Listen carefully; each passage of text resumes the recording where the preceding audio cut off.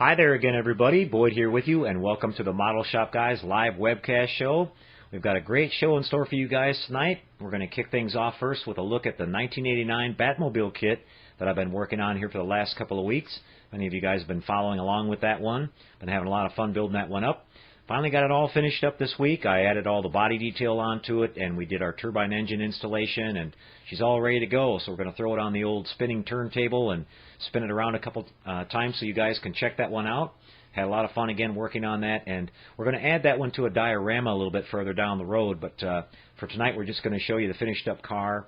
I've been talking to my friend Dave at Wolf Base, and he's going to create a special base so we can add that Axis Chemical Company backdrop that goes behind that, the one that we showed you when we did our kit review a couple of weeks ago.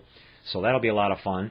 And then we're going to take you over tonight and show you guys this great little out-of-the-box kit review. We've got this classic AMT Airwolf Vintage Airwolf kit in 1/48 scale.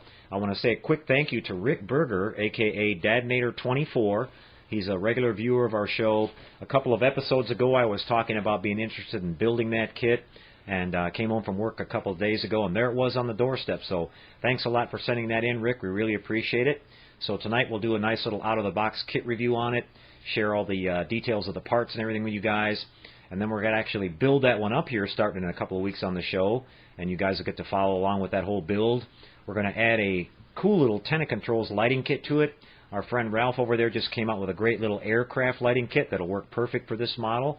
It's got some flashing navigation and strobe lights. That'll help make the model pop a little bit. Should look really cool, so we'll take you through that whole thing. We're going to do a lot of work on the bench tonight, guys. I've started on this new project.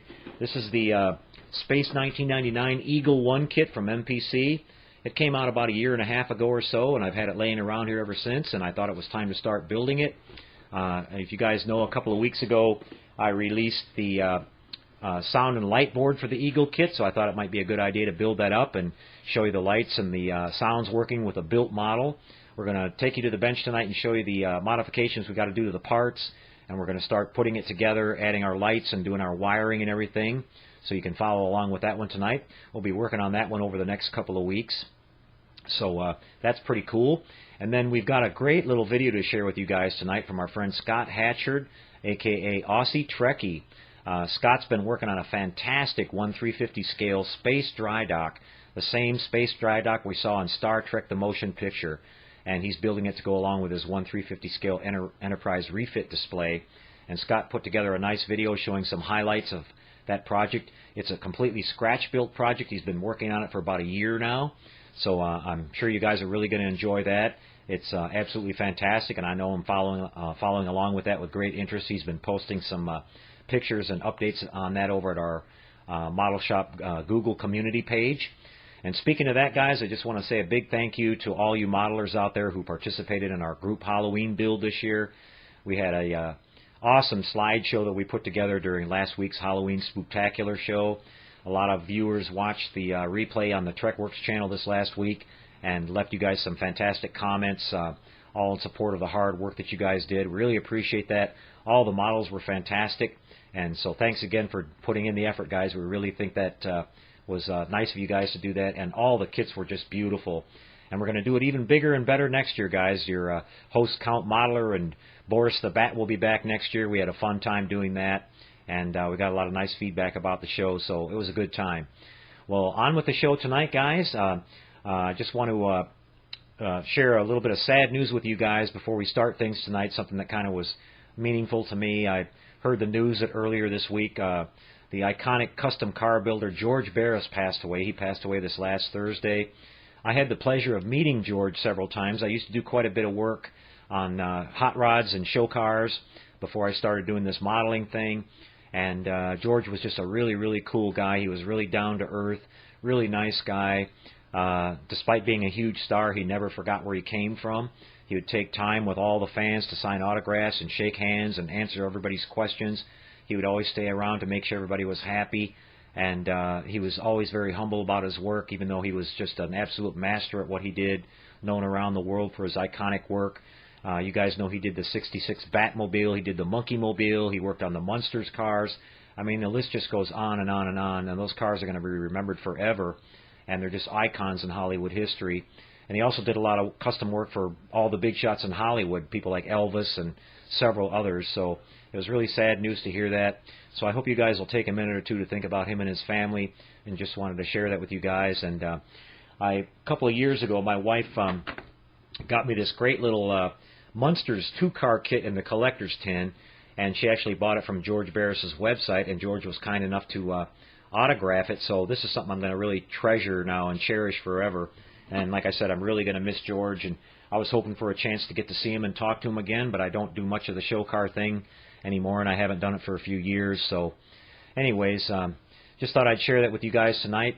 So it's on with the show, everybody. We've got to look at our sponsors. We hope you guys will support them. They do a lot to help us out around here. And don't forget, guys, if you like the show tonight, give us a like on that like button. We'd really appreciate that. It helps us out a lot around here. The more people we have watch, the better. And we really appreciate that. So let's kick things off, everyone. We'll take a look at our sponsors, and we'll be right back after that with a look at the 1989 Batmobile. And we'll spin that around for you a few times and then go from there, everybody. Be right back. Stay tuned.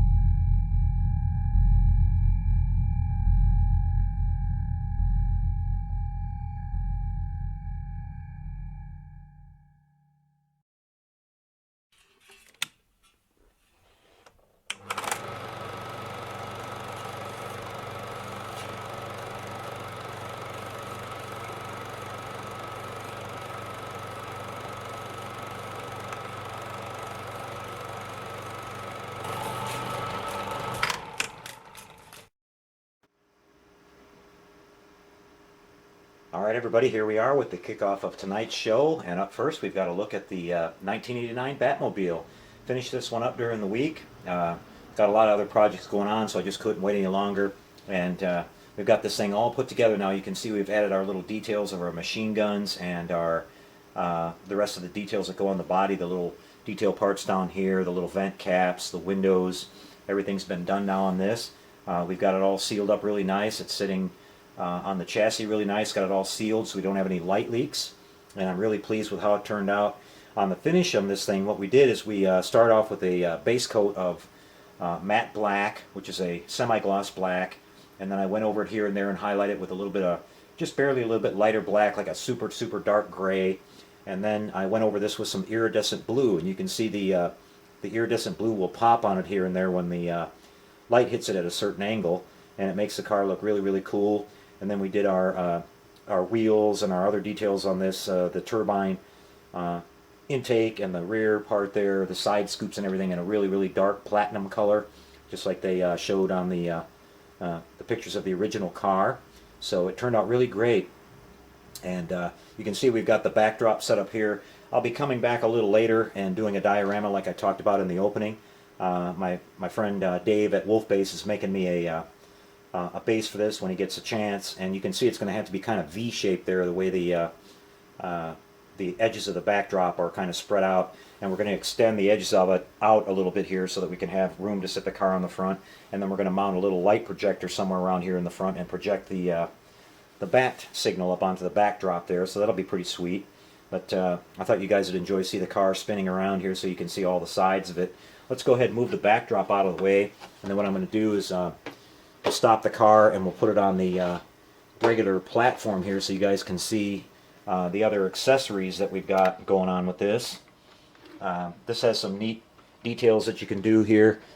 We've got the option here of displaying our turbine engine. See if I can get the right angle on this here for you guys. Back up the camera here just a little bit and get you tilted down just a little bit here. You can see that the turbine engine can extend out on from the front of the car here. It just kind of goes in this little sliding thing, and then we've got this little dolly that clips on to the bottom side of it here. I'm going to have to kind of turn it on its side here for you, and it just kind of snaps into place there. But you can see we've got that ability to have the turbine. If I turn it here, maybe you guys can see it a little bit better. Get our machine guns taken off here, and I'll point out what I did on these in just a second. But you can see you've got the ability to have the turbine engine on display like that, like it's being serviced, which is pretty cool. And then we've got the ability to take our cockpit off, and we can display it kind of like it was in the film, where the cockpit sort of slides forward here like this, and you can have it sitting like that, like it's in the shop for service. We've also got these really cool little computer display, actually computer circuits that you can see. We'll push the canopy back here and put it back in place. They sit on top of the car, something like this. If I can lay these on here. This one goes on this side. You just kind of place them like that when you want to have it on display, like the cars in the shop for service, a bat service or something like that. And you know, you can see the display screens raised up, and so that looks kind of cool. They give you the little option there of doing that, and of course we can put our little hatch covers back on to cover up the machine gun emplacements. And I painted those to match the body and everything. Now on these little machine guns, I think these are 50 caliber Brownings is what they are, but you can see when they come out of the box, they have this really tiny little just plastic tab that's been molded on there, which of course usually we know with model kits isn't worth a darn. And so what I did is I took a little bit of my solid core wire here, and I just cut off a little piece of it, and I drilled that out, and I mounted that in there, just kind of glued that in place to make a little pin, and it drilled a new hole in there so that it sits down there nice and secure, and I can position the guns and they'll stay there. When I was trying to use the basic setup out of the box, they were just wobbling all over the place and tipping over and everything. They just didn't work very well, like usually those things don't. But you can see there that we've got this all detailed out now, and that's a really cool way to display this. And of course we've got our lighting working. Let me go ahead and put the turbine back in place, and we'll remove all this stuff. You can just push this right back in here, and it just kind of locks in place there, which is pretty neat. And we've got our wiring here, so we'll go ahead and hook this up to power one more time for you and show you the lights. And I'll show you the interior cockpit detail too. I finished up with that. See if we can get this to come on the first time here. There we go. We got our driving lights there in the front, and then we've got our engine detail at the rear here with our flickering turbine and our red taillights, which looks really cool. I resisted those way down so they're not like blindingly bright and look out of scale, you know, for a car this size. And then here in the internal cockpit area, I'll pick this up and you guys can see that we've got our dash all lit up there, and then we've installed the steering wheel, and there's kind of some mechanism levers in there to operate some of the bat things, like I guess the different things that the car could do. I'm not sure what they all, you know, each individual one did there, but we added all that little detail, so that worked out pretty slick, and you can see our little computer screen lit up in there and everything, and so that's pretty cool. And like I said, the iridescent blue, it may not show on this camera too well, but it's all over the car here, and it looks really, really sweet when the light hits it. And I believe somebody on the Google Model Shop Google page posted some information they looked up about the car, and that was actually painted with that iridescent paint, and that's why I decided to go back and just airbrush a little bit of that on here and there, and add that little effect. And it really, I'm glad I did. It really makes the car pop. It has a kind of a sheen on it that I just couldn't nail when I was looking at it on the film, and after I added that iridescent, that's definitely what it was. So it's a great kit. It's readily available again now, like we talked about, since they just repopped it, and with that nice little backdrop that it comes with, and these cool little accessories, and the function of being able to extend out the turbine engine and everything. It's a great little kit. I highly recommend it if you're a Batman fan. And again, this is my favorite Batmobile. It'll go great with my 66 that I built a while back, and we've got lighting effects on that one too, so it'll be a pretty cool display. We'll come back a little bit down the road here and show you the diorama when we start putting that all together and get our bat signal to work and everything. That'll be a pretty neat looking display when we're done. So anyways, guys, there's a wrap on our 89 Batmobile. We had fun building that up on the show for you here. Hope you enjoyed it. And like I said, tonight we're going to head over to the bench and do some work on the Space 1999 Eagle, doing the rear engine lighting on that. But before we get to that, we're going to come right back, guys, with a out-of-the-box kit review of that 1/48 scale AMT Airwolf kit that Rick Berger sent to us. And again, we really appreciate that, Rick. We're going to have a blast building that one here as well, and we're going to build that whole thing up on the channel, on the show here for you guys. So stay tuned, everybody. Grab some popcorn, something to drink. We'll take our quick break, and we'll be right back and set up everything on the bench and take a look at the 1/48 scale Airwolf. Be right back, everyone.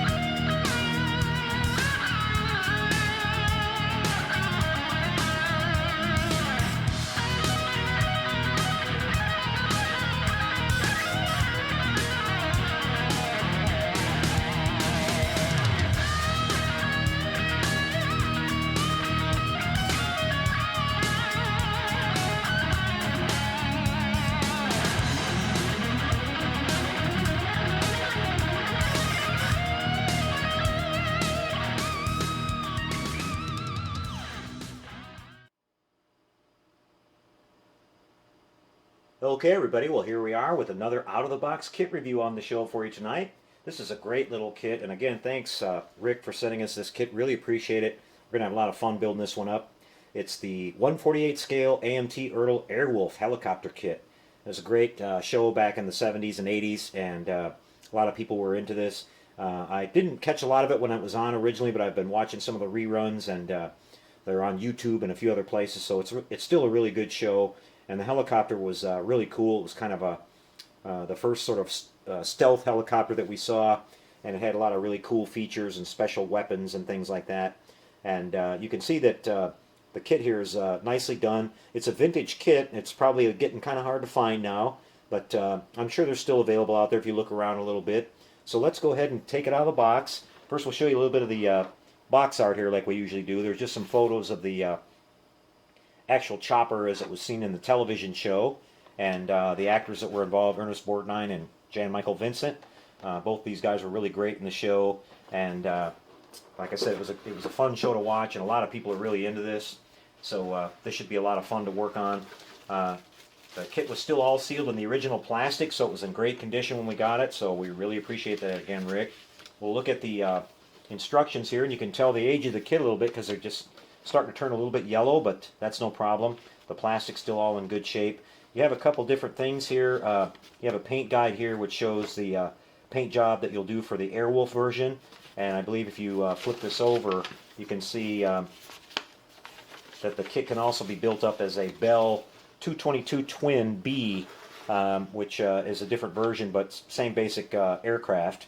It has a little bit different paint job on it, but we're going to do this as the Airwolf, of course, and you can see you get your color call-outs here with your darker color on the top and the white color on the bottom. I thought it was always cool. It's kind of painted to look sort of like a shark, and they give you all the little small little detail colors to do on here, like the little red at the tail rotor and some white on the top rotor and some charcoal color and things like that, silver here and there. So we'll make sure we pay attention to all that. Just giving a basic look at the instructions here. They're pretty straightforward, like most model kits. You're working on the, let's see if I can find the beginning of this. It's kind of a strange package here, how they've got this set up. Let's see if we can get to, yeah, this separate one here is just a basic picture of the sprues and all the parts that you get, and an advertisement for some of the other kits that were available back in the day when this one came out. I think this kit was done around, well, it says 1994, so yeah, it's getting up there. It's a few years old, but still a great kit, and we'll just kind of take a look at the basic guide here for building this. You can see you're building up the rotor here, a couple of detail parts that go on the rotor stabilizer, the rear control rotor, the elevons in the back, and we have the two halves of the fuselage going together here with the interior glass, and you're building up the interior here. You can see here we've got the landing gear pods here going onto the sides with the retractable landing gear, and you have the interior cockpit with the flight control system, the two front seats, the pilot and co-pilot seats, and then you have the flight deck here with the control panel. And then you have the rear section as well, which we saw that was the area that Ernest Borgnine's character sat in. He was kind of the navigator, kind of situational awareness kind of guy, and he did a great job doing that in the show. So the assembly of this is pretty straightforward. Like I said, you can see a little bit more of the, we have some weapons pods here that go on the sides of the gun pod, or the landing gear pods, with some machine guns that looks like that go in here. Something at the front here, I'm not sure exactly what that is. And then we have the final details here with the forward glass going on, and we have a rocket launcher here that goes on the front. So this thing was pretty well packed with weapons, it looks like. So it's pretty cool, and we're going to make sure we pay attention to all those little details when we do this. So let's take a look at the parts now. And you can see this kit comes molded in this sort of medium gray color. And looking at the parts here, the main fuselage has the detail on this looks to be pretty nice. It's got a lot of nice rivet detail on it, and you can see some of the vents have been molded in, and some of the air intakes and the rivets around the window areas and everything like you'd expect to see on a real helicopter. So it's pretty great, and the size of this at 1/48 scale is just about right. I'm getting down to where I don't have a lot of room for a bunch of huge model kits, so I'll be able to find a nice place to put this for sure when we finish it up. You can see the same thing here on the other side of the fuselage, and like I said, this is really nicely detailed, especially for an older kit. A little bit of dimpling going on here at the rear tail section. We probably aren't going to mess with that, because if I try to putty over that, we're going to lose a lot of the riveting detail that's on there, so we'll probably just leave that be. It might not show up as bad once it's all been primed and painted either, so we're not going to worry about that too much. And here we have the second main sprue, which has lots of the small little detail parts. Here you can see the weapons pods and the landing gear pods sections here. These parts are starting to come loose, so we just take these off for now and put them back in the box. But here's the rocket launcher here at the front, some of the machine guns, the air stabilizers, the elevons, part of the landing gear pods here. Here's the flight console. You can see it's got some nice representation of the gauges being there and everything. Like I said, it's too bad on these kits they don't give you a nice little decal sheet. A lot of times they're doing that now on these newer kits, where you get the decals so you can have all the nice detail of the all the gauges in there. But we'll do something with that. We'll do a bit of paint work on that and try to spruce that up a little bit. And you got some of the landing gear stuff here, the tail rotor, the rotor stabilizers, a few other things. So there's enough detail in this kit to make it look pretty nice and look like an authentic, real Bell helicopter. And then here we've got the main rotor, which looks to be like it's in pretty good condition. It's pretty straight.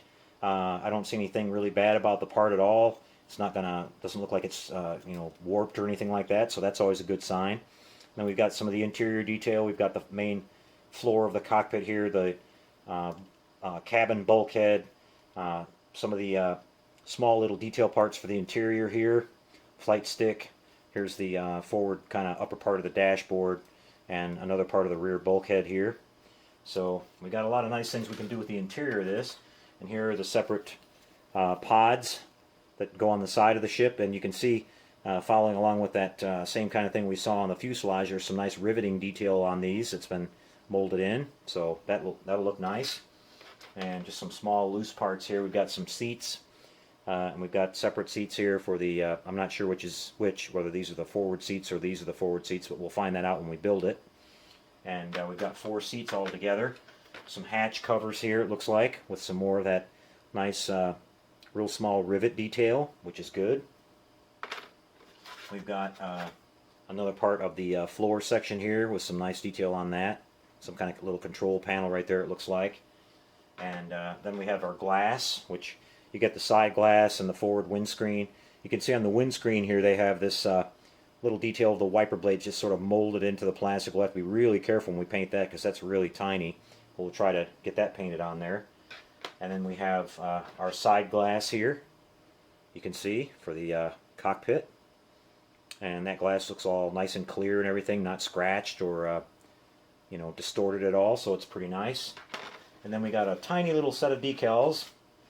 So you can build this one up, as we said, as the Bell 222B or the Airwolf. I'm sure these numbers represent the numbers that were on the Airwolf. And you got kind of an Airwolf logo here. Cool looking bat with a sort of screaming skull behind it. I'm not sure if that was actually on the ship. We'll find out. If it was, we'll definitely put them on. If not, we can maybe use it on something that we do with a display or something with it.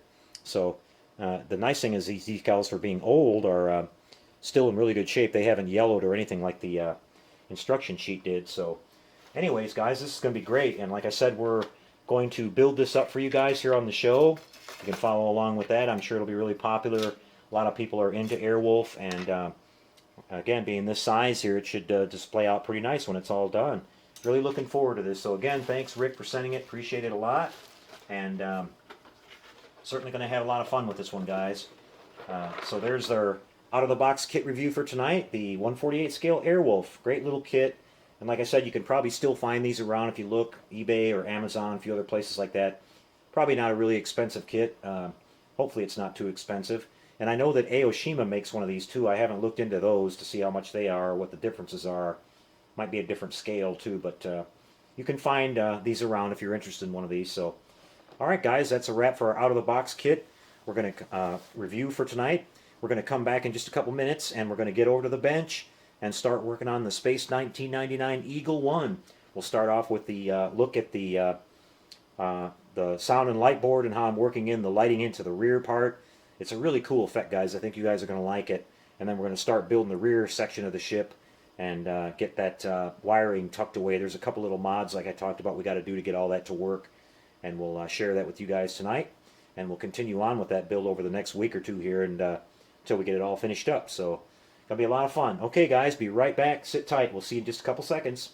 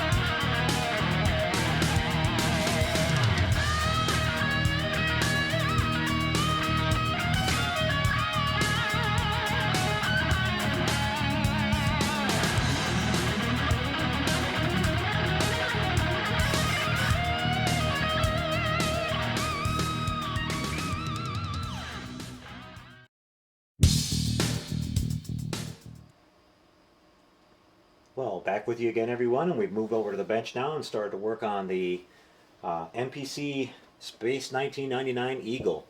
And I'm having a lot of fun with this one. I've been working on doing some lighting, and I'll show you what I've been working on so far, everyone. We built the rear section of the model up here first. I painted these little exhaust cones with some of the all-clad aluminum, and I built the rest of this up, and I've been doing some pre-painting on it. What we're going to be doing here is we're going to be lighting the four cones at the rear here, the main engine output cones, and then the lifting engines on the bottom that you can see here. And so I've been installing 3mm white LEDs in there. And in order to do that, what I did is I just simply drilled out the centers of the cones to the size of the LEDs, and I glued those in place. And I connected my wiring, just a plus and a minus on each LED, and brought it through. I had to drill some tiny little holes in this little kind of sub-assembly piece right here on the back side to pass the wires out through that, and then down into our inside of our kind of little rear module section here. Now this little section here at the back kind of sits away from this a little bit, so I just kind of painted over the wires. You can barely see them there, but you can almost imagine that they were like kind of fuel lines or something like that. There's no way to hide the wires any other way, but they're barely noticeable at all, and they look really good. So we've got our wires passed inside of there. Once we got all the wiring tied together, we can run all these LEDs off of one line. They can all be on the same plus and minus wire. And then I connected those to the other two LEDs that I've mounted here. I did the same thing. I drilled a couple of holes in the bottom of this module and drilled out the centers of the exhaust nozzles here. And then I just connected my wiring all up, and I've got it all tied together, and I've got two wires coming out now, and we're going to be running these two wires into the this part of the model here, which is the center sort of cargo container, if you want to call it that. And what I've also done is I've lit this. I've installed a little strip of LED strip lighting in there in warm white. I put some clear plastic in the windows. I cut these all out and filed them all out so they're all nice, and then I put some clear plastic in there first, and then I backed that up with some of my opaque milk jug plastic to give it some diffusion so you wouldn't see all the wires and all the bright lights in there, and that worked out really great. So we'll be running two separate circuits. We're going to run basic power, which is 9 volts. It'll power up the strip lighting here. We're going to also light the forward part of the model here. I'll show you this in just a second, but what I've done here is I've installed the little decals on here, which show the two little pilot and co-pilot guys in there. I painted this whole thing, and I just left that area there masked off where the decals go. And so we're doing sort of a Raytheon effect lighting on this. I've got two 0805 SMDs on the inside of this that are pointing at that windshield from the back, and we're lighting it right through the plastic, and that thick plastic is actually diffusing this enough and toning it down so when it's lit, the decals aren't all washed out and you can't see it. So the detail, they look nice and dimly lit just like they should, and that worked out excellent. So that'll be connected to our 9-volt power too, so that when we power the model up, that'll always come on, that lighting there and this lighting in this area here. But our separate circuit will be for our engine effect lighting here, and we're going to light these engines with our soundboard, our signature series soundboard that I talked about. Those will light at the same time as these, and we have the ones at the front that are already done here too for the front module of the ship. And we're going to tie everything together in the center of this cargo container here, and then we're going to have this model mounted on a rod. I'm going to mount this on a regular polar light space again, and the rod will come down through there, and we'll run all wires up through that. And we'll use this as our mounting platform. We'll drill a hole in this, put our rod there, and we'll put a little block of wood in there, and we'll epoxy all that in place, and we'll have it just like we did on our shuttle Tidarium with that little bushing in our polar light space there, a slightly larger diameter rod than hollow tubing that we're using for the main mounting thing, and we'll be able to swivel the model around. I'm going to mount this so it's kind of sitting at a little bit of an angle, like it's kind of flying and a little bit tilted, and that'll look really cool. That way we'll be able to see all of our lights on the top and the bottom, and we'll be able to turn it around and everything and look at it. But what I want to start out with and show you guys is we're going to demonstrate these lights now, and the effects that they and how they work with the sound. So I'm going to use this little marker here to kind of prop this up so that the lights are shining directly into the camera, and you can see how bright they are. Now we have this little switch connected here, and the reason for that is that we can play this when we can play our beginning opening soundtrack from Space 1999, which you guys heard. I'll play a little bit of it here for you. But you guys already saw the demo of the board, and if you haven't, we'll kind of show it to you for the first time here.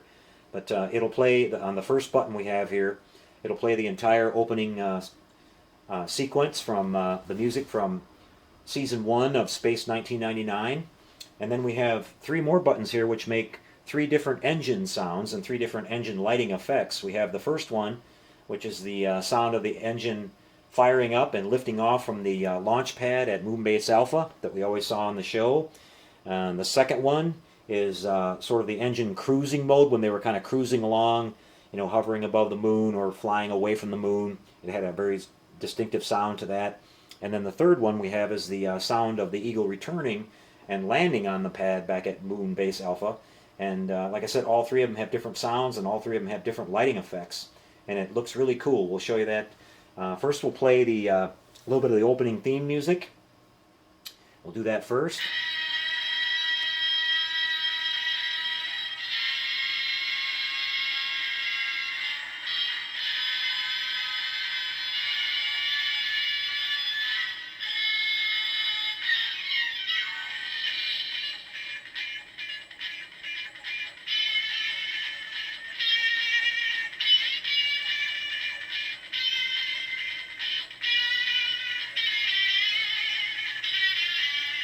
And I'll just go ahead and kill that by recycling the power here. Like I said, you guys have mostly all heard that before, but it'll play the entire opening sequence there. And then now what we want to do is turn this button on, and we can now activate our sound and light effects. And so the first one we're going to show you here is the sound of the Eagle lifting off from Moonbase Alpha, and it's a really cool effect, so check it out, guys. Let me zoom in just a little bit on the engine here for you and get you centered so you can see that. And here we go, guys. Here's the liftoff.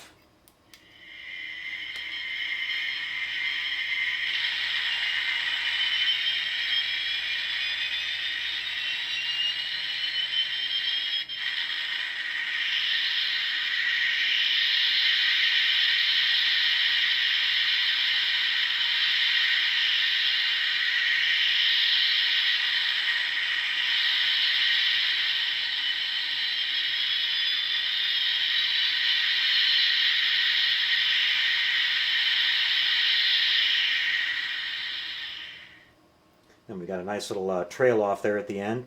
But you can see that the cool effect there is that the lighting changes with the pitch of the sound of the engines, and it flickers with it and everything.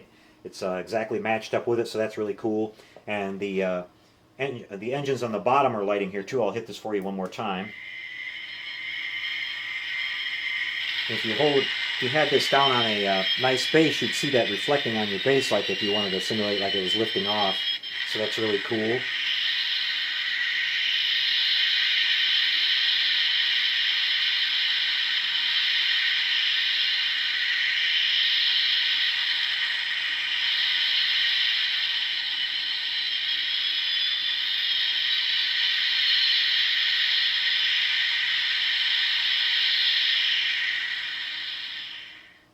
Okay, guys, and the next one that we have here is the sound of the engines cruising. It had a very distinctive sound to that, so here we go with that one.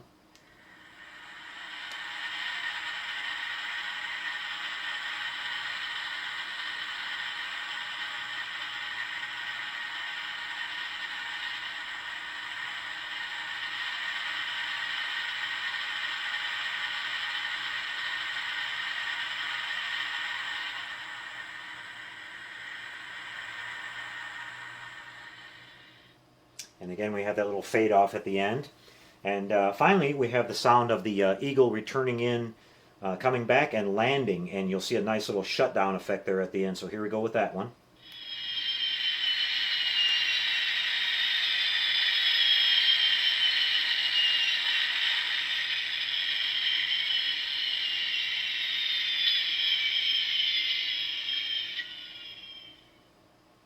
So there you have it, guys. This is going to look really good with our little model here when it's all done. And like I said, the 22-inch kit's coming out. This would work fantastic with that.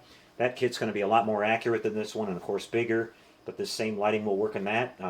we can get you some bigger LEDs. I'm using 3 millimeters for this one, and if we need bigger ones for that one, we can go with 5s or whatever we need. And so if you're interested in one of these, you can contact me and at info@trekworks.net via email, and we'll get you one of these boards. So this is really great. Now let me just unhook this one real quick here, and we're going to demonstrate the lighting that we've done on the... I'll just go ahead and get this whole thing out of the way. We're just going to untape this and everything. And we'll light up the... put this back in its box so we don't get that all tangled up. We're going to be working on that here just a little bit again. But we're going to light up the cargo container here for you so you guys can see that. I'll turn our overhead light off so it looks a little bit better. And again, this whole thing is going to be running at 9 volts. And you can see that we've got our nice warm white lighting going on in there. Now it's leaking a lot of light out of the bottom, but of course this will all be sealed up. And you can kind of see how that'll look there. It's going to be really cool. And looks just like it did on the show. And then let's light up the forward section here for you. And again, this will be... Whoops, got hooked on my wire there. Grabby little things. Wow, they got jammed right in there, didn't they? Okay, let's grab this and pull it around here. Show you this. Now these are going to, like I said, this whole circuit here will run on 9 volts, and it'll run on a separate line so that whenever we turn the power on, this basic lighting will be on all the time. And our lighting effects on our engines will only come on when we want them to, when we push our little button there.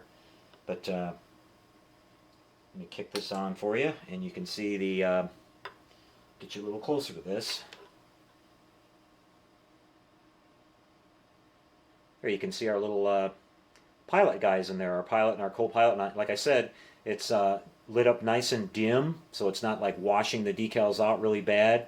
And you know, decals don't backlight very well usually because they're not meant to have that done. Usually to have that effect you have to print that on some special plastic type backing that's made for backlighting. But if you bring your lighting down subtle enough and use a little bit of diffusion like we did here, it works really well. So what I did is I basically cut out these decals to the exact size, and then I made some exact duplicates of those with some masking tape, and then I laid the masking tape on this area here, and then I just painted the black around that so that we didn't have a border around the edge of the decal that was showing through, you know, like a lot of light coming through it. So they fit in there nice and tight, and they worked out really great. After I did all that, I put the decals on, and it lined up perfect. So that's that, guys. What I'm going to do now is I'm going to kind of reshuffle everything around. I'm going to bring all of our parts over here, and what we're going to be working on is we're going to be running our wiring through the bulkheads now. We've got to bring our wiring here back through the forward little kind of module here. There's a door. This kind of glues on like this, and then we're going to have to drill a little hole. This is the actual rear one. But we're going to drill a little hole through the door so we can bring all of our wires into the center of the model and have everything meet there, and that way we can just bring a couple wires up through our mounting tube and tie everything together when we get ready to mount this. So I hope that explains a little bit of how we set this whole thing up. It was very easy to do, just a little bit time consuming with, you know, running the wires and drilling the holes and things like that.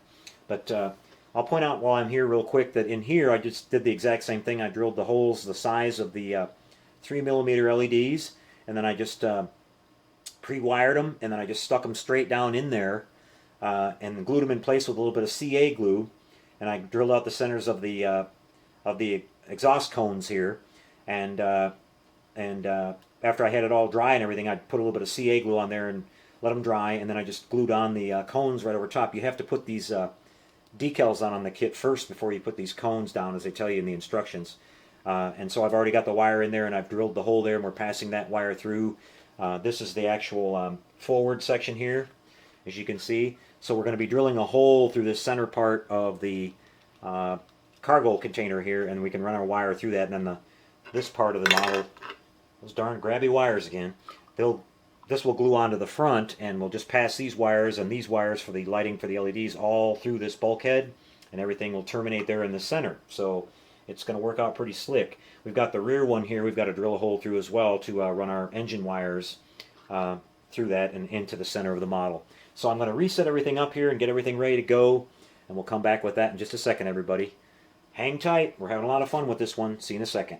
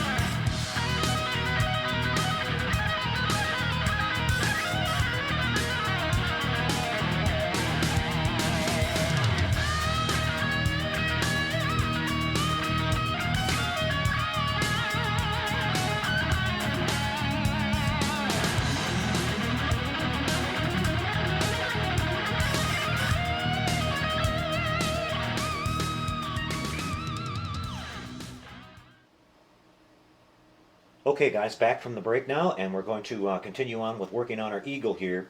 What I'm going to do now is, like we talked about, I'm going to drill some holes so we can run our wires through these bulkheads and get our wires all brought to the center of our cargo container here. I've got this rear one here that goes on the engine pods here, and so we've got to pass these two wires through that, so I'm just going to drill a little hole. I've got my Dremel and proper size drill bit for this. Just going to drill a hole right in the center of this little door right here.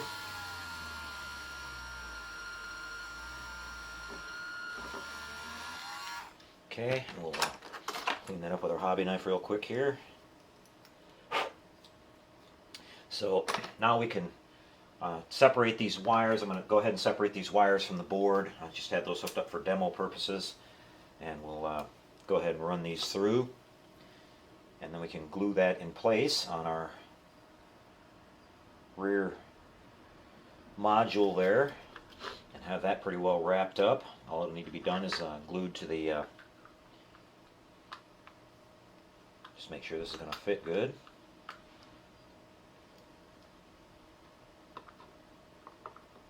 Looks like it's kind of on the high side there on the top.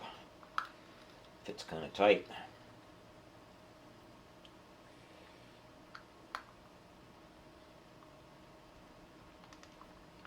See if there's something we're doing wrong here. Well, this looks like it's right.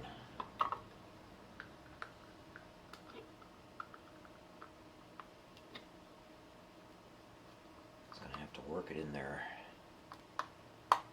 It'll go. We just got to force it. It's got a tight fit. So let me get a little bit of glue on that.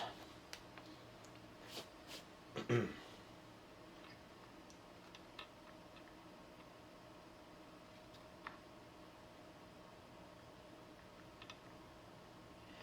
have to have this perfectly sealed because I've got this all light blocked from the inside, and we're good to go there.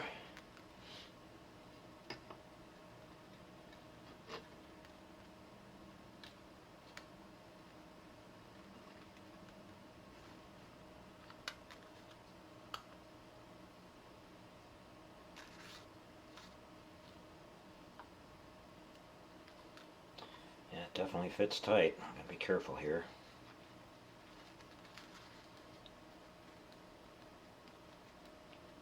Wow.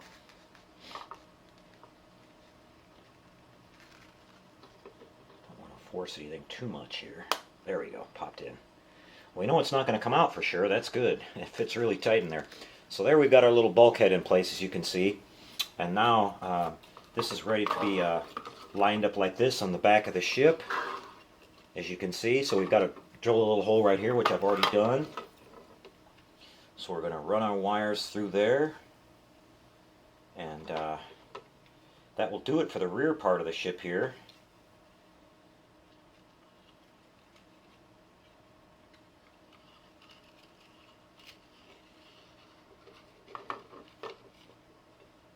Red one pulled through a little tighter. There we go. Just kind of ease this in place and see how it fits.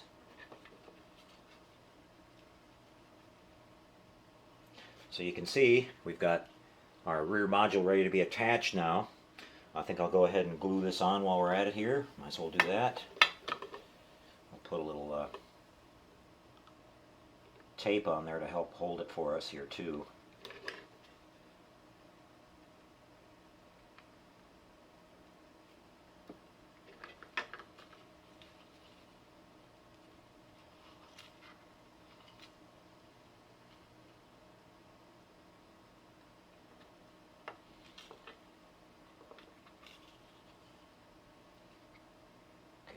That on there.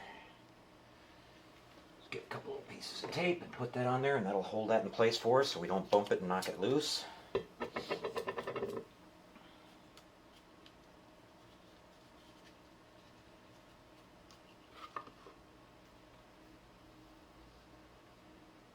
Don't want to wrap my tape all the way around that because there's a decal on the bottom. Probably tear it off if we remove our tape, so we got to be careful. I've got to come back and paint all of this detail on here before I put the little side pods on it. I'll show you that next week. We're going to make some little masks out of tape and paint all that girder kind of detail in there with our airbrush, and that'll make that look a lot nicer. Okay, so we have the rear section pretty well buttoned up, so now we got to work on the front here a little bit. You can see we've already got our hole through there for the these wires from the lighting of the two little lifting engines there in the front. So we're going to have to drill one more hole because we've got to bring this wiring, which is a little thicker. It has these resistors on the end for the SMDs. We're going to drill that one right in the center of the door right there. So I'm going to go to a next size bigger drill bit here, and we'll drill that out. And then we can get our front section glued together. Okay, here we go. Gonna punch a little hole right in the center there.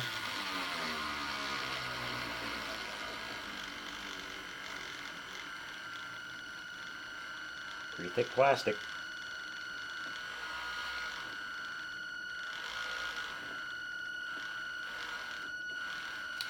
There we go. Made it through there good. And go ahead and run our wires through there now. We're going to run these, let's see, we'll run these little ones here. Let me see if I can sneak these big thick ones through there first. Maybe we can go all, we won't have to make two holes, maybe we can do them all in one here. We're going to have to see if these resistor ones will fit through first. That's the ones we were worried about. It's going to be tight.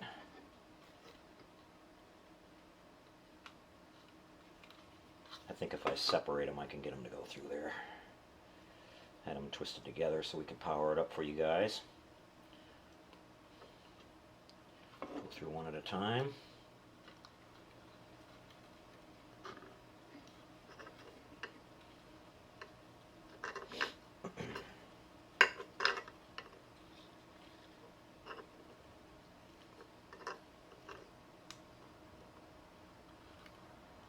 Yeah, that worked great. Okay, got that. I'll run our ground wires through. Now I'll be able to tell the difference in these wires because the wires for the SMDs look a little bit different than the wires for the rest of the circuit that we have for the lifting engine there in the front. Actually, I've got to back up here, guys. We forgot a step there. We got to pass through this thing first. So let's start over here. Getting ahead of myself. So yeah, these are going to have to go through first, it looks like. And we're going to have to put another hole in that door section of that forward pod there to get the wires to go through there. Let's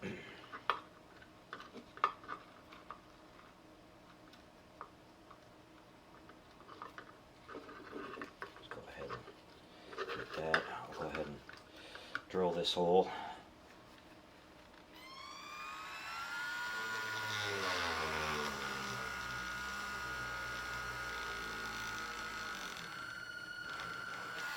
Need a little bit more oomph.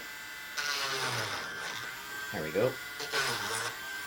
Don't have to worry about those holes. You're not going to be able to see them at all. And what I'm going to do is from the inside of this, before I put the bottom on it, I'll put a little bit of CA around those holes in the wires, and I'll paint it black in case any light would be leaking out from our lighting inside this. So we'll seal that all up from the inside before we put the bottom on. So not to worry there. Pass these wires through. Get these wires here out of the way. They keep interfering with everything. Okay, we got that. So now we're going to run this through the front. This is the step that I forgot. Go through our hole we just made. Go one resistor at a time here.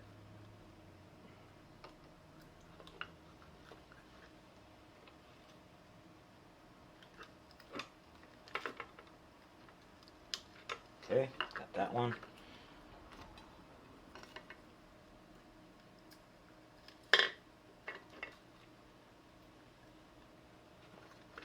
Got that one. Now our two ground wires. You guys stay back here, will you? You're bothering me. There we go. Alright. So this wire is easier to work with. It's not quite as grabby as the magnet wire that we've been using, but it's still kind of a pain until we get everything locked down here. But we're just about home. It's looking good. Pull everything tight here. Okay, we got to make sure that we're turned around the right way. That's the bottom. Okay. Now we're going to run these one at a time through that hole.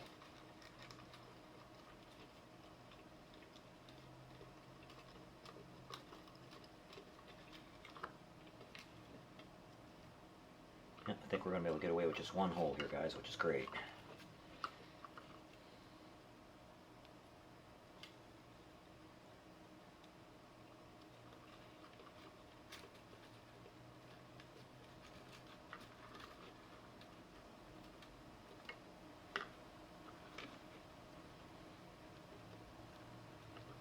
Where's that one hiding at? I don't see it sticking out there on the other side. Is it stuck? There it is.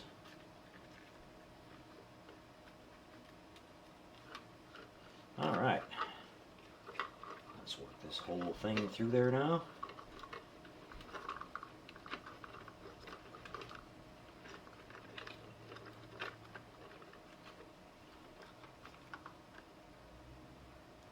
Turn this around. We want to make sure our pilots are up on the top. They'd have a hard time seeing out the bottom there. Upside down. Doing the Goose and Maverick look. Okay, let's see how this is going to fit. Oh, good, that bulkhead fits on there pretty good. A lot easier than the last one did. Okay, so you can see then that we're all in one piece here now, guys. All I have to do is glue this one in place at the front. And now our wiring is, like we talked about, all brought together into the center here. So I'll just work to connect everything up. Like I said, we're going to have our separate lines for our lighting effects, and we're going to have a separate circuit at 9 volts for our cockpit lighting and our center lighting of our little cargo container pod here. So we'll cover the rest of that next week, guys. I'm just going to finish up here real quick by let's go ahead and glue this in place so we can let it dry. Pull this back off and we'll just go ahead and seal everything up.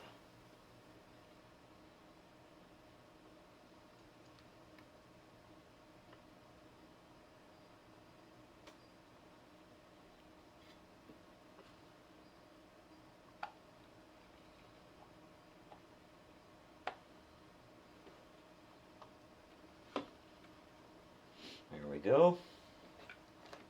Now we'll glue our top back down here.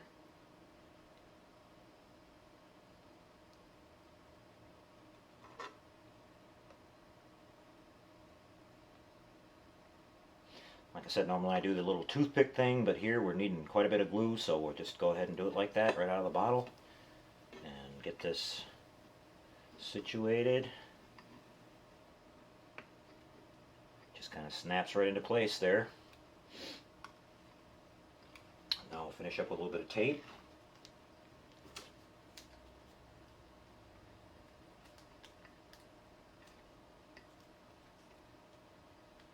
Don't want it to get onto that decal, that's for sure. Okay, the other side here.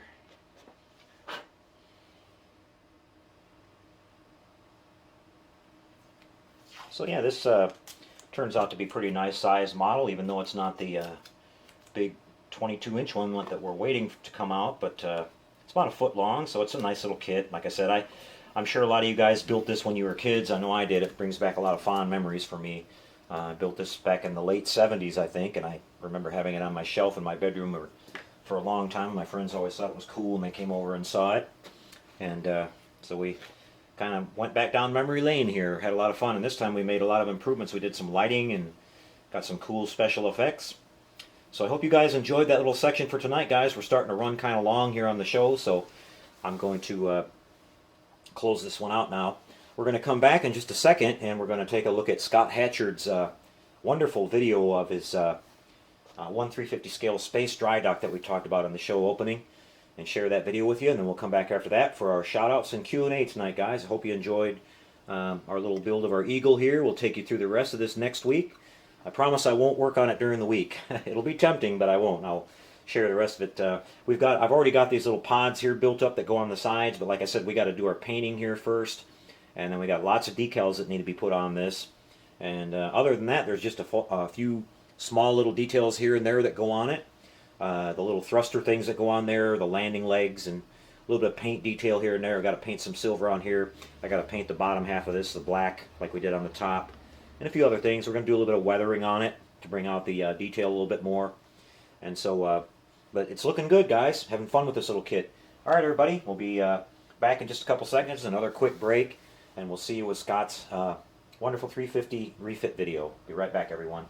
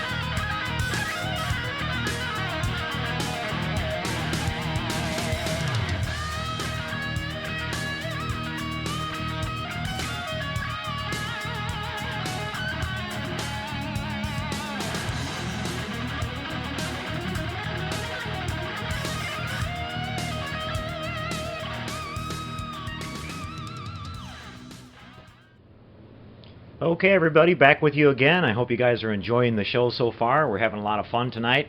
I had to go over and turn on the heater in the shop. It's cold down here, even in Texas, so We're warming things up here a little bit in the shop. Alright guys, time to check out Scott Hatchards' wonderful video of his Space Drydock. Been waiting to show you guys this one. Scott was really nice to send that to us. He took some time to put it together. Enjoy that, everybody. We'll be right back after that, and we're going to come back and do our shout-outs and Q&A tonight. See you then, everybody. Enjoy the video.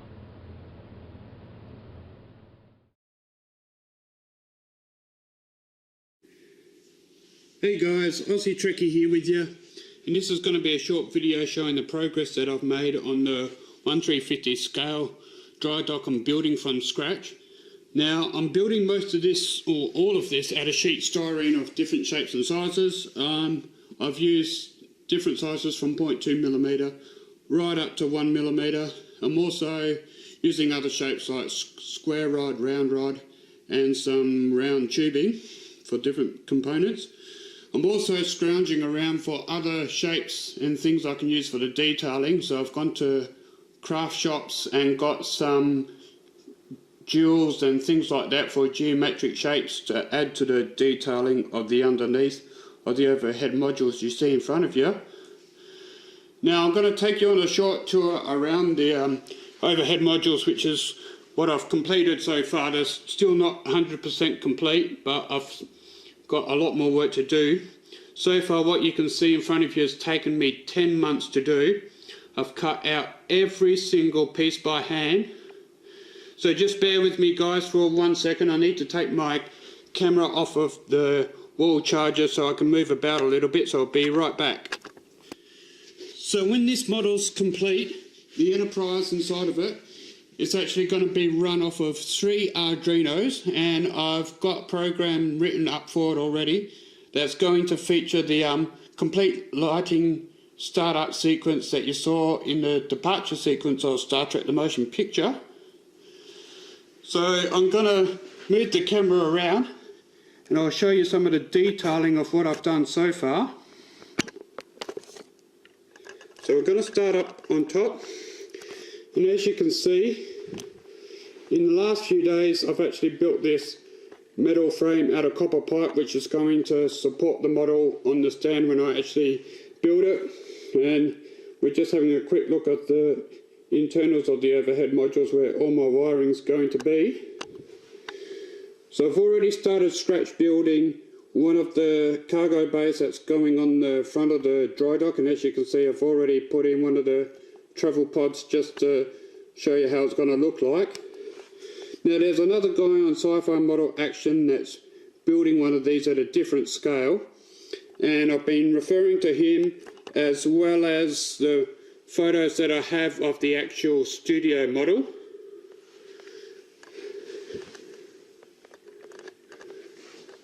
So here's the underneath. Now you can see I've put a lot of work into this detailing. Now in the light panels here I had decals made up from Jerry over at HTA Model Works for the detailing of the screens, and they're on some really thin sheet styrene just to diffuse the light once the lights are on. So this just gives you some idea of the level of detail that I've put into this model. So I'll be right back with you guys, and I'll turn off all the lights and turn on the lights to the dry dock, and we can see how it's going to look all lit up. So just before I do the lighting part of the video, you can see in front of you I've got another copper pipe coming out the side. Now in here I'm having an armature made out of 1/4 inch steel rod, square rod, and that's going to go in there, swing around the side of the dry dock and down into the side of the saucer section of the Enterprise. Now once that's actually been installed, once the model's complete, you will never see the armature, and it'll look like that the Enterprise is just floating inside. So I'll be right back with you in a couple seconds. Here we are guys with the lights on both the Enterprise and the dry dock. So I'll just take you on a quick tour around the ship and the dry dock.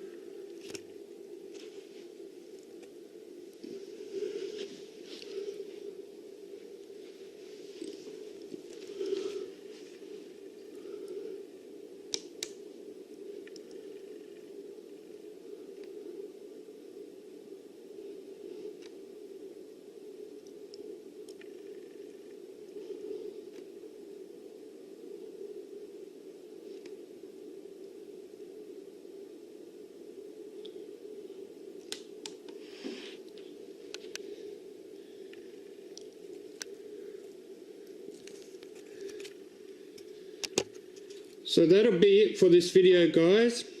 And I hope you like what I've done so far to this. And if you haven't already, please subscribe to my channel.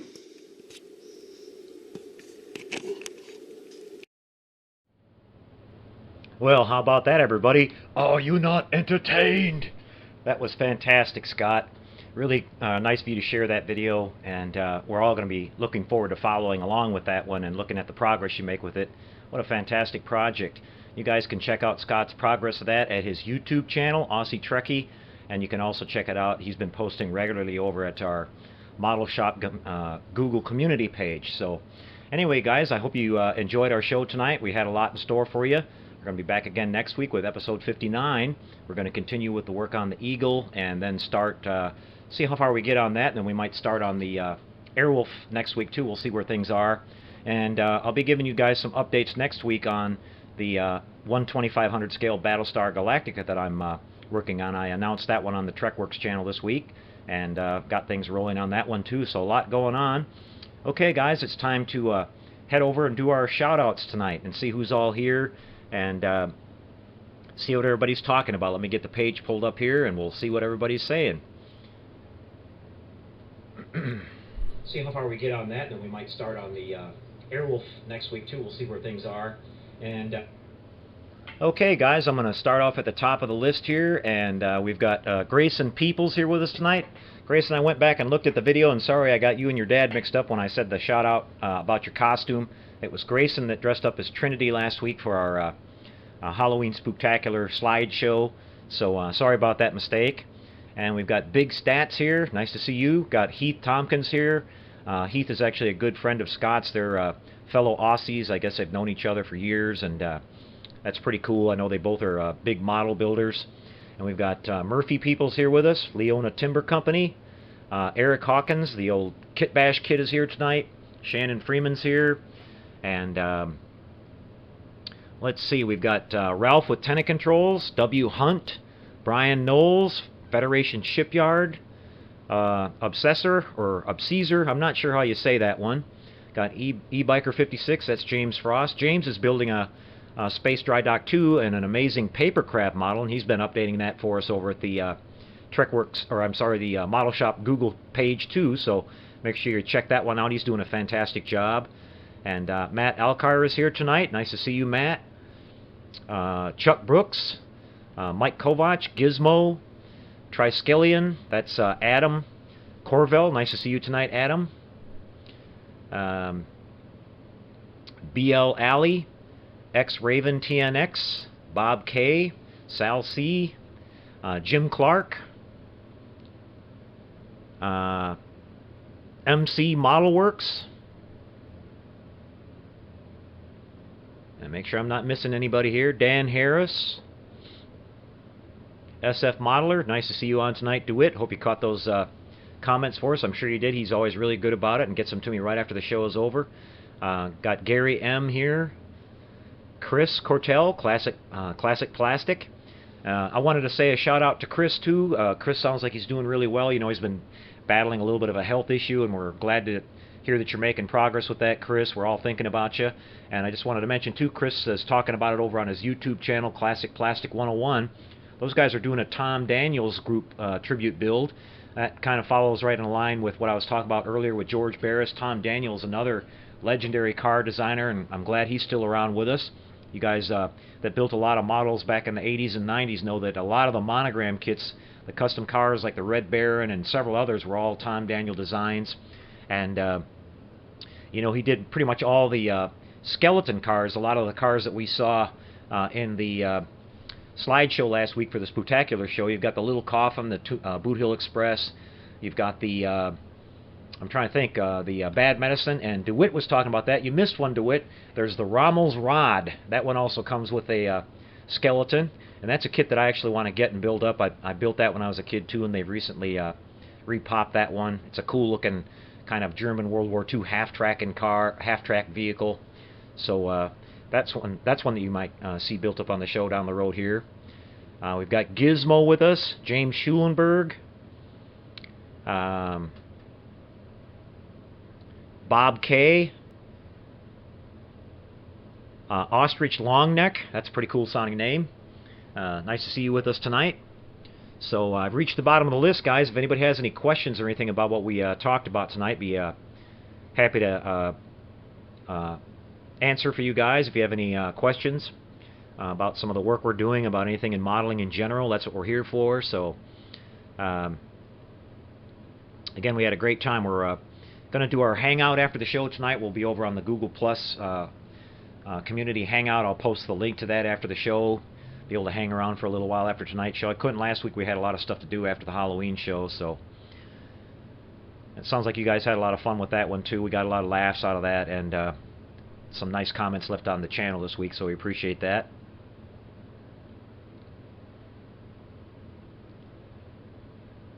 Now, Gizmo says he just bought Rommel's rod. Well, good for you, Gizmo. That's cool. Hope you'll post some pictures of your build of that over on our Model Shop community page. Caesar is asking, how did I get the iridescent finish on the Batmobile? I just airbrushed it on after I finished putting on all the sealed the body down and everything. I just masked everything off and just lightly went over it. I just kind of made some streaks on it here and there and over the some of the high spots on it, so that when the light would hit it, it would kind of light up. The camera doesn't do a very good job of showing that iridescent, but in person it looks really, really cool. And Heath is asking about the color on the Batmobile. Heath, I started off with just a regular matte black, which is a semi-gloss black, and then I went over it with I took that black and added just a few drops of white to that to make it, a super, super dark gray, and kind of highlighted some of the things on the car, like the wings on the back and around the cockpit and on the front, towards the turbine engine, just to kind of highlight it. And then I dusted the whole thing down with some iridescent pearlescent blue, the same stuff I use on my Enterprise refit build.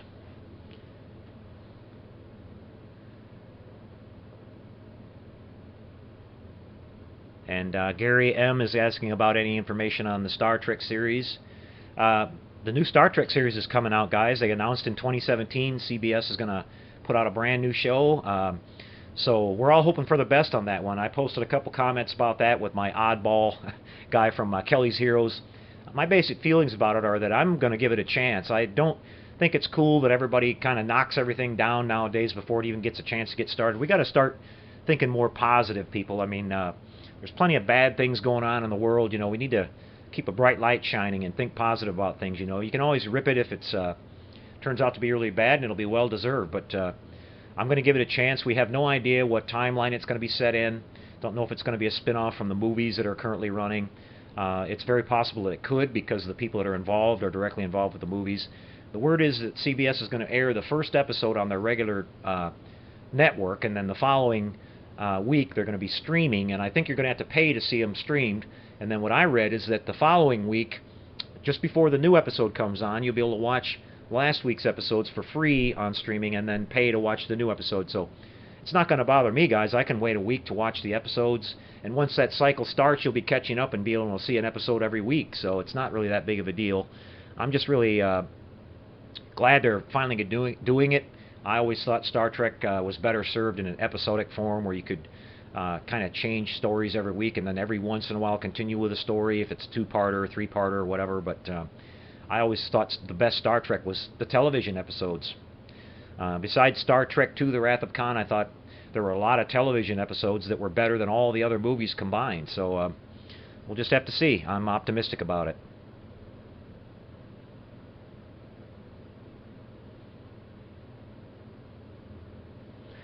W. Hunt is asking about a paint question here.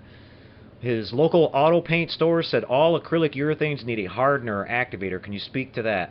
Well, the basic paint doesn't need any kind of a hardener at all, W. Hunt. It needs to be reduced with a solvent reducer, but it doesn't need to be any kind of activator or hardener put in with it. They might have been talking about the clear finish. The clear finish, which is also an acrylic urethane, that does need an activator. It's got a catalyst that goes with it, and an additive that you mix in with it to actually create a chemical process that forces it to dry. But the basic paint, the base coat, which is your color, doesn't need any kind of activator or hardener at all added to it.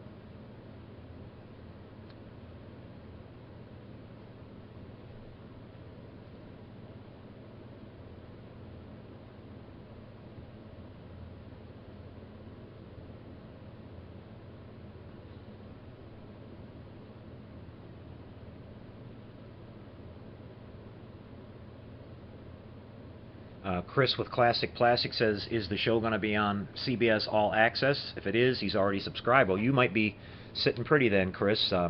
I don't remember what they exactly mentioned as far as which streaming service it was going to come through, but I don't imagine CBS has a lot of different ones, so you're probably all set up. You'll just have to agree to not give us a spoiler every week, okay, buddy? Don't give it away.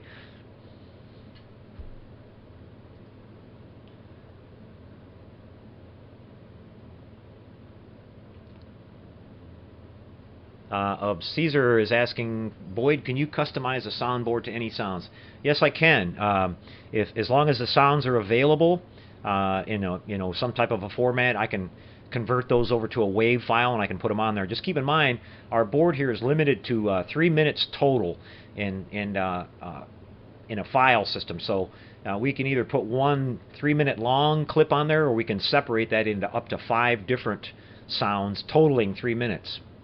So other than that, it's pretty much wide open. And again, I want to thank you guys. We've had an incredible response to those soundboards. It's doing really well. I'm going to be coming out here within the next week of a whole lot of Battlestar Galactica related soundboards, both from the original and the reimagined series. Sounds directly for the Battlestar itself from the both new and old series. The Vipers, both old and new, and the Cylon Raiders from old and new. And then we're even looking at doing a classic Cylon Base Star. We've got a couple of people that requested the sound effects from the Base Star. I've already actually got some sounds for that. The sound that it had, that when it was flying, it had a unique sound to it. The lasers that it fired, the sounds of the Cylons talking, of course, Baltar giving some orders once in a while. So that'll be really cool. Sure, yeah, the Green Hornet and the Mach 5, no problem. Can definitely do those. Might be able to even work in some lighting effects with those. So we'll see what we can do there.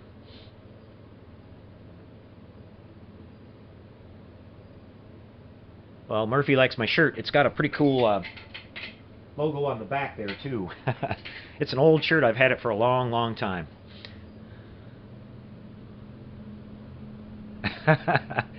Chris says he likes it. I sent Chris a Classic Enterprise board here just as a friendly gesture, because Chris is always doing some really nice stuff for the community, and I thought he should have it. He mentioned that he's going to possibly do a build of the classic 650 scale Enterprise kit, the old AMT.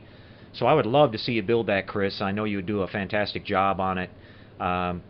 And I'm sure you'd come up with some really cool way of displaying it too, so we're really looking forward to that.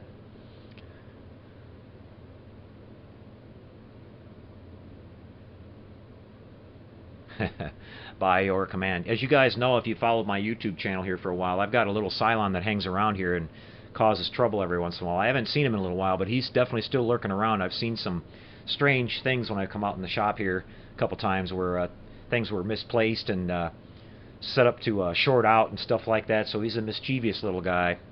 I have my mascot, the B9 robot, take care of him whenever he gets a chance.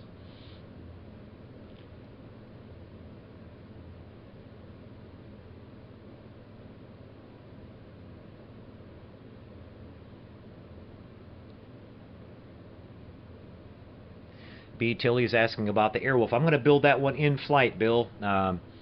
Probably do it on one of the Polar Lights bases again. I really like using those bases because they have a small footprint and they're super convenient. I can put my soundboard right inside there, like I showed on the TOS Enterprise that I built for our client a couple of weeks ago, and you can fit all the buttons on that and everything, and I think the bases look nice. I had some guy post on there that said, "Oh, beautiful model, why'd you put it on such a crappy base?" I dumped them pretty quick. Like I said, I don't put up with anybody on there talking trash anymore. There's plenty of haters. I had another guy on there just a few days ago that was whining about talking about Paul Olson's project too much and saying that he could build the model in like a week, and I just wrote back to him and said, "I'd like to see you do it." You go to his YouTube channel, he doesn't have a single video on there about building anything, so that's pretty much par for the course. We get some thumbs down on our videos, and like I said, there's some haters out there that they don't see the fun that we're having here, and so all you can do is just ignore them and just keep on going, guys. I think that one of my opinions about that, I think if you're going to put a thumbs down on something, you should leave a comment about why you're putting a thumbs down on it. If you're going to put a thumbs down, you should have to identify yourself and not be a coward and hide behind that. I've never left a thumbs down on anybody's videos. You don't want to do that, guys. I mean, everybody's out there trying to do the best they can, and not everybody's comfortable talking on camera and has all the equipment to do them and everything. So, you know, just support everybody in the community and have fun. Enough with the negative stuff.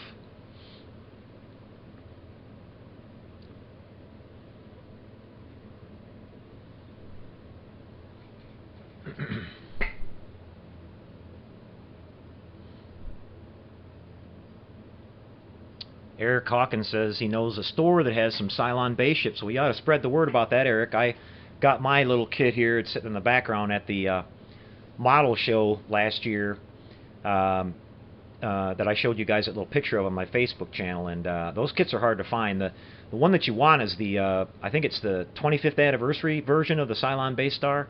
That has more detail on it than the first couple of releases of that kit. And if you guys don't go to a lot of model shows, you should give it a chance, because if they have them in your area, you can go online and look up IPMS. Most of the IPMS sanctioned shows are usually fairly large, and they'll have a complete database of where they're going to have their shows. And usually you'll see some clubs in your area that are affiliated with the group, and they'll have their own sometimes local get-togethers and things like that. I know we've got one here in San Antonio called the Alamo Squadron, and they put together our Fiesta model show every year. The Fiesta show is a fantastic show. It's a huge show.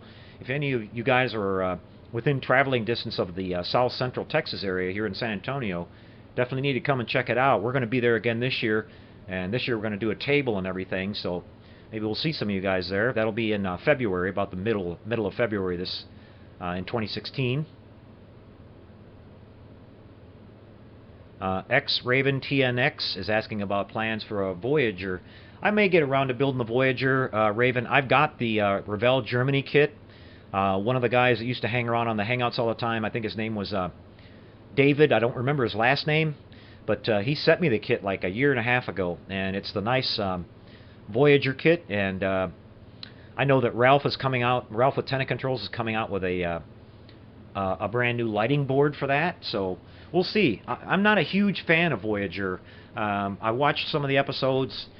I like the ship and everything, and it's one of the Star Trek ships that I actually haven't built. I've got the Bondi version of that in my display room, but so yeah, we'll put that one on the list. You never know.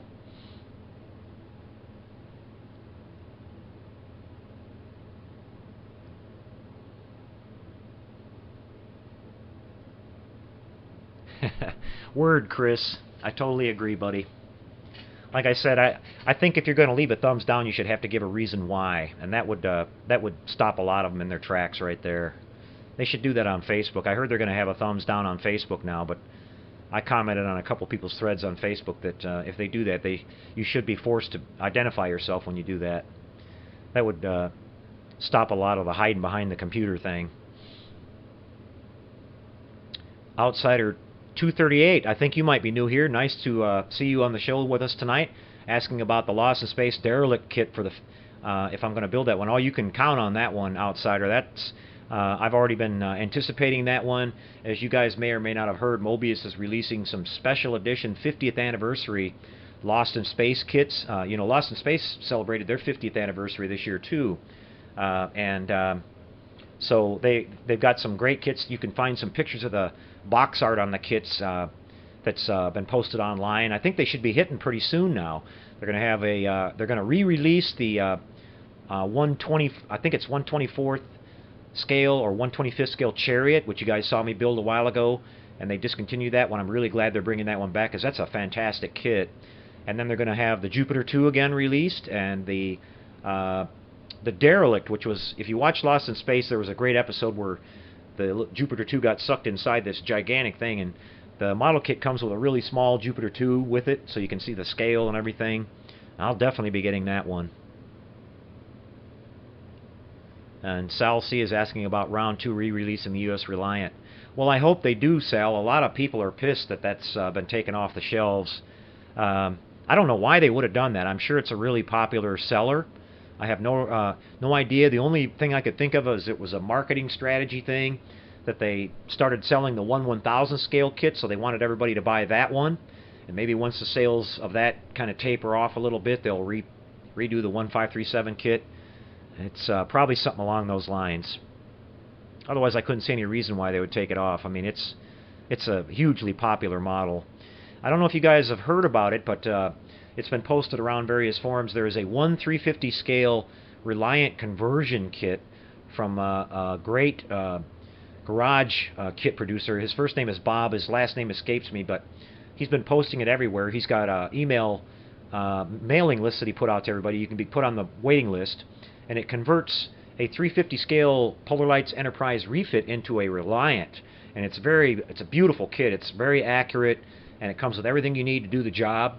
I've already been signed up on the waiting list. I've been told that sometime around mid to late December is when I could maybe expect to get the kit. So I guarantee you guys, when I get it here, I'll show you the whole thing, and we're definitely going to build that up on the show here, or on the TrekWorks channel, one of the two, because I've got a couple of refit kits here that are just sitting here that I could definitely use one of them to do that. And I've always wanted to have a 350 scale Reliant, for sure.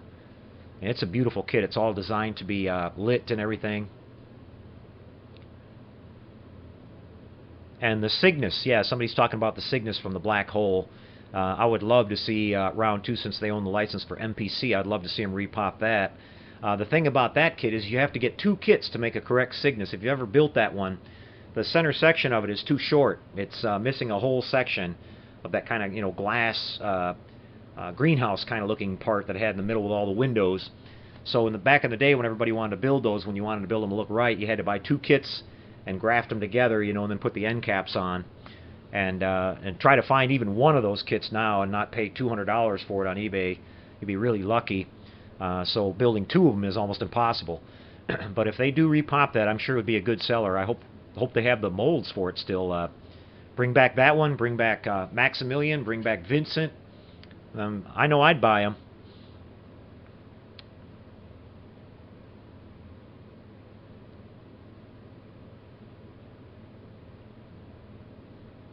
Somebody's asking about a Reliant board. Yeah, we can do a Reliant. We can do con talking. We can do battle damage.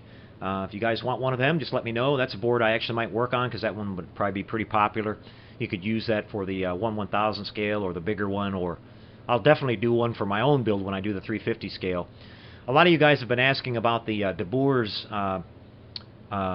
refit Reliant project. Guys, that one's on hold. I can talk about it a little bit now. We've had a little bit of a problem with the resin molding on that kit, and we've got to go back and talk to Dennis De Boer's, and see what the solution might be. It's got some staining that's actually coming from the inside of the resin, and nothing that I've been able to put on it is going to stop it. It's a good thing that it happened now before I went ahead and painted it and everything, because basically if we can't get that staining to stop, the kit is useless. So we're going to have to see what we can do with that. I know that exact same thing happened to another customer that bought one of Dennis's De Boer's refit kits, and he actually had spent about 1.5 years building it, and had it almost completely done, and had all the Aztecs painted on and everything, and that staining started to come through. And he was a fellow that lived down in Florida. He drove all the way up to South Dakota, where Dennis has his shop, and showed him the model, and Dennis basically said, there's nothing you can do. We just got a bad batch of resin, and he molded him a brand new kit right on the spot, and he left the other model there.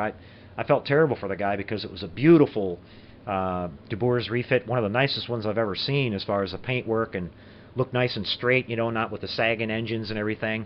And he had to leave it there. So we've got the same problem here, so don't expect to see too much more on that one, guys, unless we can get that worked out. But we'll make up for it, like I said, down the road. If we get the 350 kit, that'll be awesome to build that one up too.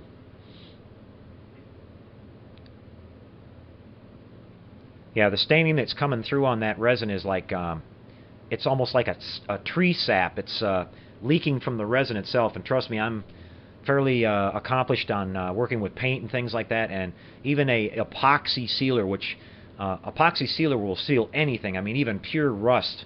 And I tried a little bit of that on a certain spot on it, and it came right back through. It takes about a week, and then it leaks right back through. And you really can't do the model with epoxy primer anyway, because it's really thick. If you sprayed that on there, you'd lose all the detail of the panels that are on the top and everything, because those lines are pretty shallow on that. So it's just not practical. So the answer is going to be replacing the kit. It's just a matter of got to work with the client and find out if the client actually bought the models from Dennis. So we've got to go through him and see if he can work that out, and if Dennis will replace it or not. And we're just going to have to go from there. That's one thing about garage kits, guys. I mean, it's sort of a, you know, there's a lot of great kits out there. Don't get me wrong. There's a lot of people that do beautiful kits. This Battlestar kit that we're working on right now is a fantastic kit, and I don't have anything bad to say about Dennis DeBoer either. I've talked to him a couple times. He's a really nice guy. I'm pretty sure he's going to make the whole thing right. We just got to see what happens on that. But you got to be a little bit careful when you're dealing with any kind of garage kits. They're usually a limited run. Sometimes they're here today and gone tomorrow. So if you get a bad kit, you might not get your money back, or you might be stuck with it. And you can always rest pretty much assured that a lot of the garage kits are going to need a lot more work to make them look good than a regular, you know, styrene out of the box kit. They may have pits in them. They may not fit right. You're going to be in for a bit of a challenge when you work on those things. So just kind of keep that in mind.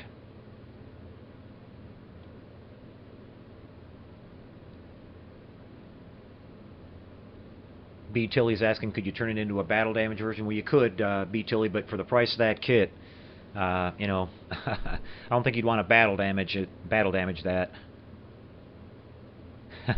Chris says build a rat rod version of it. Yeah, that'd be pretty cool.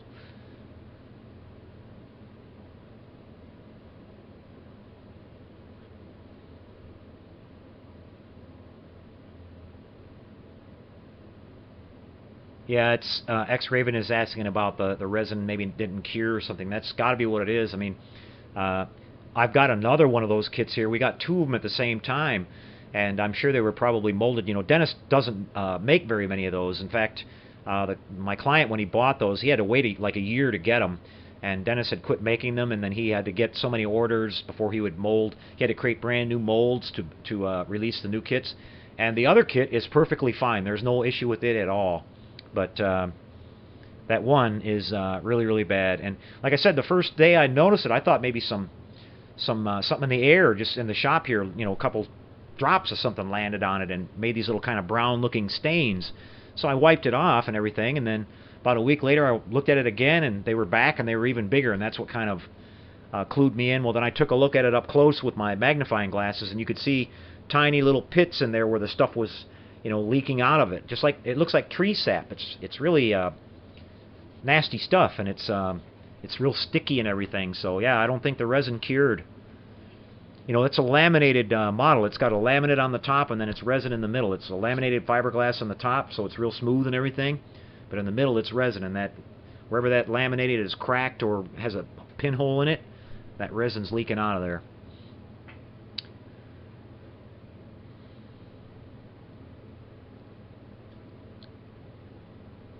All right, everybody. Well, I think I'm pretty much seeing an end of the questions. I hope you guys enjoyed the show. I'll just make a shout out real quick. Hope you like our little new backdrop behind us too. I rearranged things here a little bit.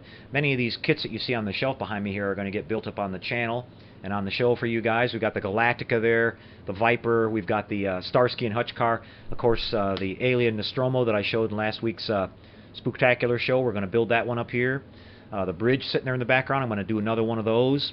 And a lot of cool stuff, guys. So we're trying to make the show better every week. I think tonight's show went pretty well. I'm getting in my groove for getting our broadcasting down a little smoother and everything.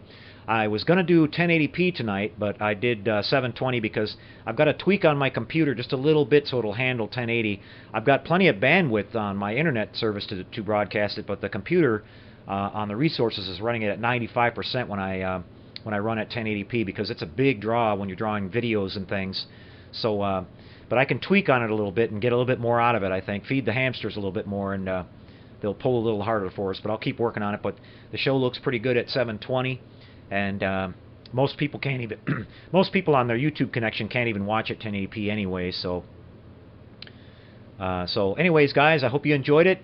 I'll be back maybe about 10 minutes after I close the show here, and I'll put up the link for the Hangout tonight over on the Model Shop Google page.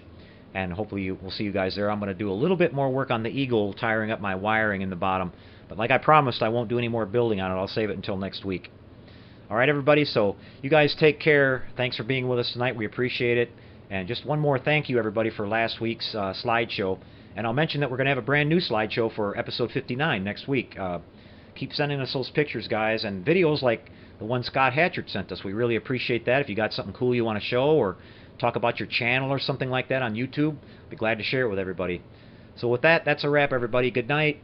Thanks for being here. We'll see you a little later. Happy modeling, everyone.